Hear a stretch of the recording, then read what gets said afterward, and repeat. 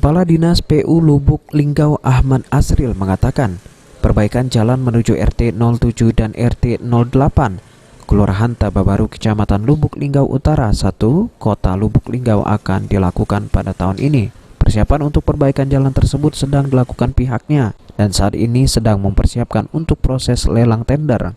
Menurut Kadis PU, perbaikan jalan Tababaru menggunakan dana alokasi khusus atau DAK sebesar 6,8 miliar rupiah yang nantinya jalan akan diperbaiki hampir mencapai 3 km dengan lebar jalan sekitar 5 meter diperkirakan rampung tahun ini.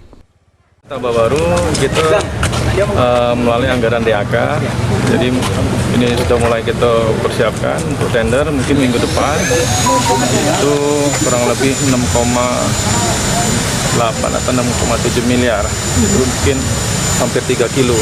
Jadi kita selesaikan tahun ini dengan anggaran DAK. Jalan Tababaru itu sudah lama dikeluhkan oleh warga karena kondisi jalan masih berupa tanah merah.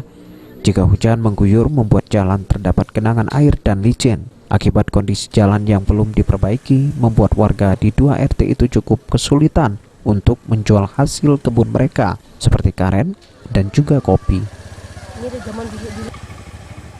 Trihajaria, PAL TV.